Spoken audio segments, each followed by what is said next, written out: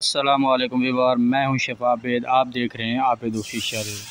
ویور، آج ہم چکن شاہی قورمہ بنائیں گے۔ کس طریقے سے بنانا ہے؟ شادیوں والا جیسے قورمہ آپ نے کھایا ہوگا، کسی ہوٹل میں کھایا ہوگا، سیم وہی ٹیسٹ ہوگا ویور۔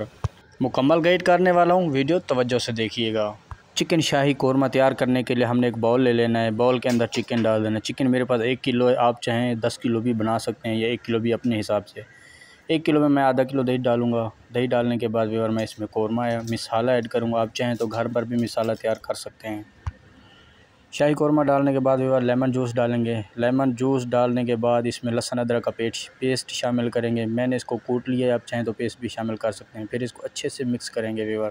اس کو اچھی طرح مکس کرنے کے بعد مسالے کو سائڈ پہ رکھ دیں گے۔ دوستوں سے گزارش ہے جو ہمارے چینل پر نیو ہیں وہ ہمارے چینل کو سبسکرائب کر دیں۔ ایک پین کو چولہے پہ چڑھا دیا ہے، اس میں ہلکا سا آئل ڈال دیا، یعنی کہ آدھا کپ کے قریب اس میں پیاز ڈال دیں گے۔ پیاز کو ہم نے بالکل براؤن کرنا ہے۔ براؤن کرنے کے بعد نکال دیں گے۔ بالکل جب اس کنڈیشن میں آ جائیں ویور، آپ نے پیاز کو آئل میں سے نکال لینا ہے الگ۔ پیازوں کو آئل میں سے نکال دیا ویور۔ 10 سے 15 منٹ ہمارے مکمل ہو چکے ہیں۔ مسالے کو جو ہم نے لگا کے رکھا تھا چکن کو، وہ ہم اسی ہی کڑھائی میں ایڈ کر دیں گے اور اس کو اچھی طرح بھونیں گے جب تک اس کا آئل نہ اوپر نکل آئے۔ آپ کوئی بھی سالن بنا رہے ہوں، سالن کو اچھے سے بھونا کریں تاکہ بھوننے سے ہی سالن کا ٹیسٹ آتا ہے۔ یہ بات آپ نے ذہن میں رکھنی ہے۔ اب ہم اس میں مسالے شامل کریں گے۔ مسالے میں نمک، مرچ اور ہلدی پاؤڈر ہے۔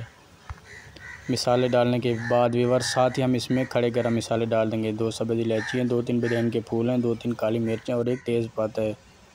ان سب کو ہم نے اچھے سے بھون لیا ہے اور جو پیاز ہم نے کڑھائی میں سے نکالے تھے ان کو اچھے سے گرینڈ کر کے ان کا پیسٹ بنا کے پانی ڈال دیا ہے۔ آپ شورمہ جتنا کرنا چاہیں اس حساب سے پانی ڈالیے گا۔ میں نے 2 کپ پانی شامل کیا ہے۔ 12 سے 13 منٹ اس کو ڈھک کے رکھ دیں گے۔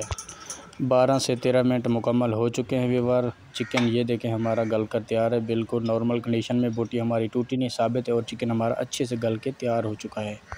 چکن شاہی قورمہ ہمارا بن کر تیار ہے ویور۔ ماشاءاللہ سبحان اللہ، بہت ہی مزیدار خوشبو آنا شروع ہوگی۔ آپ اس کو نان کے ساتھ کھائیں، آپ اس کو روٹی کے ساتھ کھائیں۔ بہت ہی لذیذ، بہت ہی مزیدار۔ مجھے دیں اجازت، ملتے ہیں نیکسٹ ویڈیو میں۔ تب تک کے لیے اللہ حافظ۔